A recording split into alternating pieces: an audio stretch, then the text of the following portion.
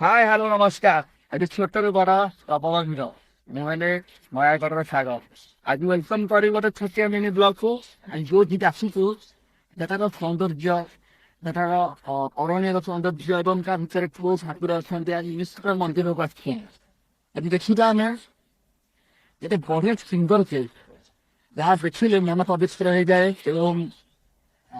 ନକାରାତ୍ମକ ଶକ୍ତି ପଳାଏ positive think ଆସେ ମନରେ आपण ते ଦେଖିବା ସେ ଛୋଟିଆ ଜାଗାଟା ନାହିଁ ଦେଖିପାରୁଥିବେ ଇଏ ତ ମାତ୍ର ଆରମ୍ଭ ମାତ୍ର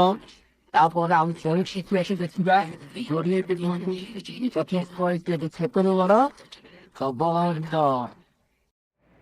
ବର୍ତ୍ତମାନ ଦେଖୁଥିବେ ମୁଁ ମୋ ଆଉ ସାଙ୍ଗ ଆମେ ଦୁଇ ଜଣ ଗାଧୋଇବାକୁ ଆସିଲୁଣି ହେରି। ବହୁତ ଥଣ୍ଡା ପାଣି ଭିତରେ ବି ଆମେ ଚେଷ୍ଟା କରିଛୁ ଗାଧୋଇବାକୁ, ଯେହେତୁ ଝରଣାର ପାଣି ବହୁତ ଥଣ୍ଡା ଥାଏ। ସେଥିପାଇଁ ଶୀତ ତ ଭାଇ ଜୋର ହେଉଛି, ହେଲେ ତା ଭିତରେ ବି ଆମର ମଜାମସ୍ତି ଚାଲିଛି। ଦେଖିପାରୁଥିବେ ଆପଣମାନେ। ଆଗକୁ ଏମିତି ଯୋଡ଼ି ହେଇ ରୁହନ୍ତୁ, ଆହୁରି ମଜାମସ୍ତି କରିବା।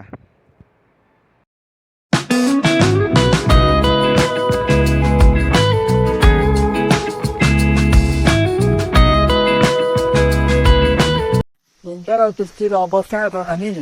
ଯେତେ ଦେଖୁଥିଲେ ନୂଆ ଲାଗିଥାଏ ଜାଣିପାରୁଥିବେ ସାଙ୍ଗମାନେ ଏ ହେଉଛି ପଶ୍ଚିମ ସହରର ଗୋଟେ ବଢ଼ିଆ ଜଙ୍ଗଲଟା ଜଙ୍ଗଲ ଭିତରେ ଅଛନ୍ତି ସ୍ୱୟଂ ମହାଦେବ ଯେହେତୁ ମହାଦେବଙ୍କ ନାଁ କେତେ ଇଣ୍ଟରେଷ୍ଟିଂ କ'ଣ ପାଇଁ ଜାଣିଛନ୍ତି ସବୁଠି ଦେଖିଥିବେ ମହାଦେବଙ୍କ ନାଁ ଥିବ ଏବେ କେଉଁଠି ଥିବ ଚକ୍ରେଶ୍ୱର ସେପଟେ ଥିବ ଚକ୍ରେଶ୍ୱର ଧାମରେ ଥିବ ଏଥିରେ ନାଁ ହେଉଛି ମହାଦେବଙ୍କର